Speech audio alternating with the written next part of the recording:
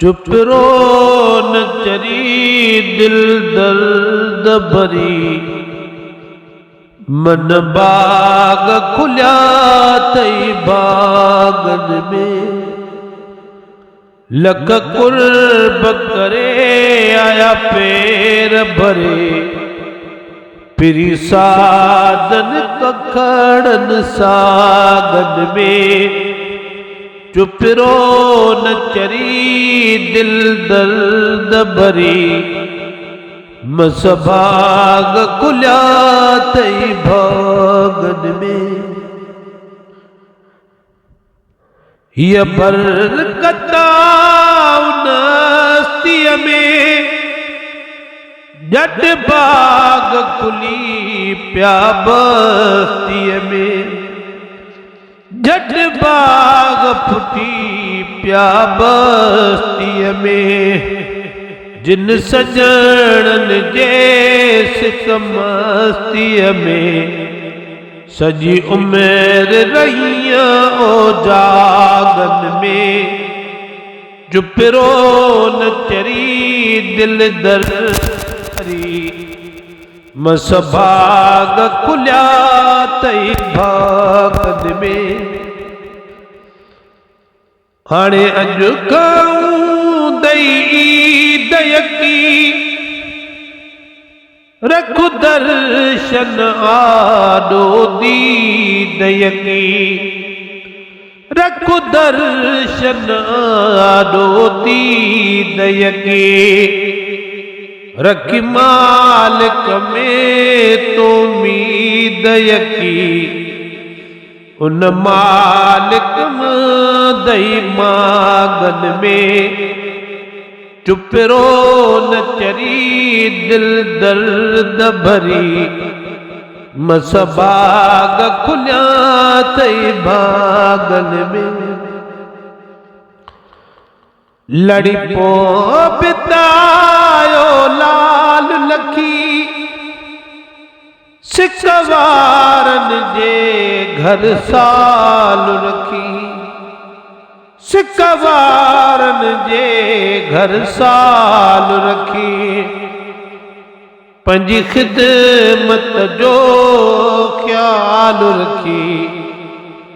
विधो हथड़ा उठल जे बागुन में। चुप रो न चरी दिल दर्द भरी, मसबाग खुल्या तई भागन में। दसुका गदिनो कल डेढ़ वगे, ये शान भरियो आयो न अगे। ये शान भरियो आयो न अगे। रंगो लंगड़ो आत किया थो लगे, बिन से कंडड़न सा भागन में।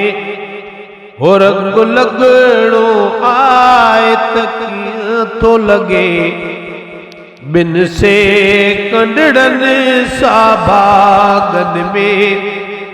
चुप रो न चरी दिल दर्द भरी, मसबाग खुल्या तई भागन में। लख कुर्ब करे आया पैर भरे, बिरी साधन कखड़न सागन में। दिल चुप चुप में चपचोरी पई, या औरत के साओरी पई। या औरत के साओरी पई। सुते लोक जे धागा सोरी पई। रखियो असर खुदा उन धागन में। चुप रो न चरी दिल दर्द भरी, मसबाग खुल्या तई भागन में। लख कुर्ब करे आया पैर पैर भरे पिरी साधन कखड़न स्वागन में जद पाण पसायो परदेसिया चुमी कदम बनायम काफी चुमी कदम बनायम काफी ये रात गुजारी गुलाम नबी कुछ नातुन में कुछ रागन में वो चुप रो न चरी दिल दर्द भरी मसबाग खुल्या तई बागन में लग कुर्ब करे आया पैर भरे पिरी साधन कखड़न सागन में।